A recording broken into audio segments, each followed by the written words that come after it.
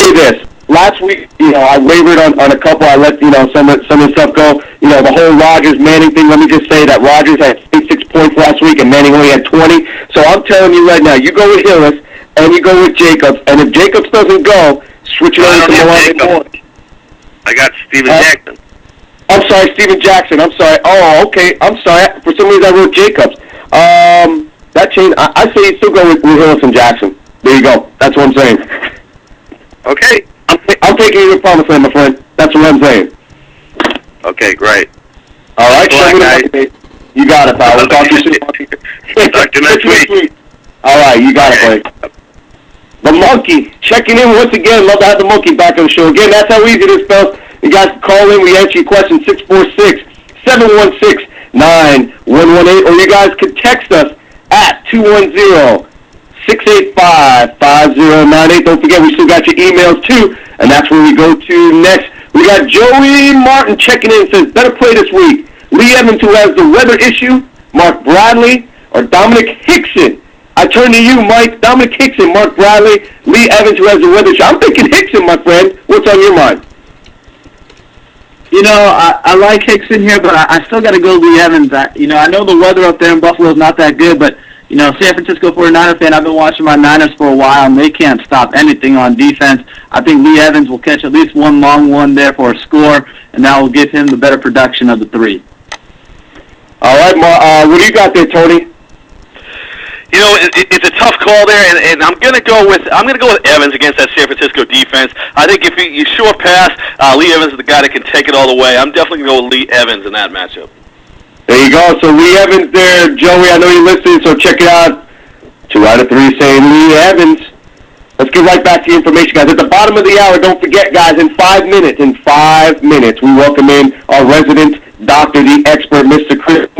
Check it out in 30 minutes. But let's get back to the notes now. We discussed a little bit about D'Angelo Williams, and he caught his first straight and 5th 100-yard game of the season. This guy has just become a stud over the last several weeks. Mike, what's your thoughts on D'Angelo Williams as we go forward? I mean, this is a guy that's been carrying, I'll tell you what, he's been carrying my team for the past couple of weeks. Is this a guy we can count on going into the playoffs, in your opinion? I mean, D'Angelo Williams, first of all, everybody before the season was thinking Jonathan Stewart would seal this job, and Williams has done an excellent job pulling him up. As you said, 4 straight 100-yard games, 5 on the year. His schedule does get a bit tougher, though, as we move forward. He does have a nice matchup with the Denver Broncos in Week 15, and if your league goes to Week 17, he does get the New Orleans Saints. But Week 13, he's got Green Bay. Week 14, he's got Tampa Bay. Week 16, he's got the New York Giants. Those are 3 solid run defense. If you look at the streak right now, he's been doing it against pretty, paltry rush defenses. I think he's going to struggle a little bit come fantasy playoff time.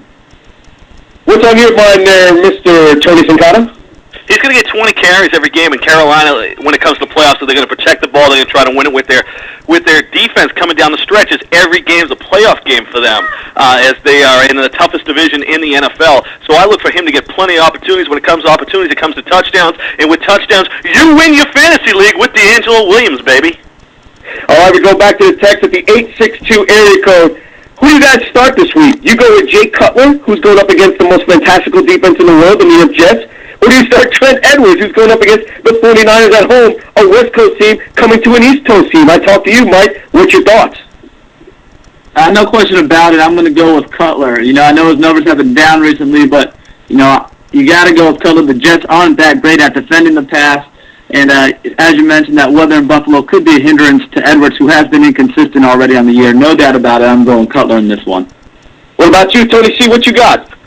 Oh, absolutely, I go with Cutler there. I don't think Denver can run the ball. One, they have no running game. The Jets' run defense is unbelievable. But the Jets are playing Ty Law. He wasn't even playing football 4 weeks ago, and now he's starting in the Jets secondary. They'll have some successes against that Jets secondary today. Mark my words. All right, well, mark your words.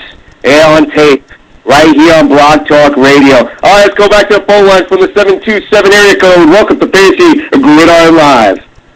Hey guys, how you doing? A big fan of the show. Mr. Sincata actually turned me on to it. Mr. Sincata seems to turn a lot of people on. That's what I hear. Hey, I'm going on the outside looking in the playoffs. Start 2 out of these 3 wide receivers. Lavernius Coles, Lance Moore, or Dominic Hickson. You can't I had to pick him up for his gun happy. All right, well, since Mr. Sincata turned you on, I'm going to turn it over to Mr. Sincata, give him the first slash at this. What you got, Tony? Coles, Hickson, who was the third one? Lance Moore. Lance Moore is definitely a play. He's definitely turned into Drew Brees' favorite target. That will continue as you're going to look for 6 or 7 catches there. Dominic Hickson, well, the thing that worries me about the Giants is Eli Manning's all of a sudden a real quarterback. He finds 6 or 7 wide receivers each week. But I look for the Jets to run the ball against Denver, run it down their throats with Jones and Washington. So I'm going to go with Hickson and Lance Moore here. What about you, Mike? What you got? I'm going to agree on the Moore call, but I'm going to disagree. I think you got to go with Lavernius Coles. You know, I know that the Jets will be running it on Denver this week. Denver with the 27th rush defense, but they also split the 25th ranked pass defense in the league. I think Coles is able to burn them for some yardage, maybe even add a score in there. I think he's the stronger play just because Eli Manning is so prone now to spreading that ball around.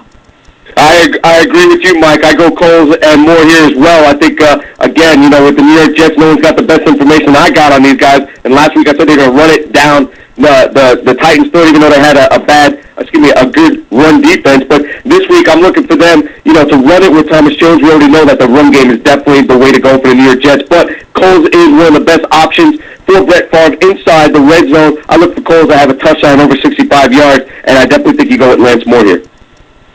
So speaking of Jets, do I keep Thomas Jones as my running back? I started Westbrook on Thursday, and I got great points out of him. So yeah, absolutely, you have to go with him. Absolutely, 100%.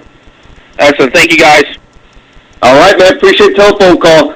We're going to go right back to the phone lines from the 315 area code. Welcome to Fantasy Gridiron Live. Hey, guys. Good morning. Great show. At my flex spot, Warwick Dunn or Leon Washington, back to talking about the Jets again. All right, as much as I love Leon Washington, Dunn's definite. And absolutely. I mean, it's a guy that's going to be carrying that Tampa Bay offense from a running back standpoint. We said it last week. We scored tons of points with them, 90 yards and a touchdown last week. You got to go Dunn here. What about you, Mike? What's your thoughts? I'm going to agree 100% with you, Dunn. It's not even a question in my mind. All right, what about you, T? I confirm the unanimous selection on both your parts.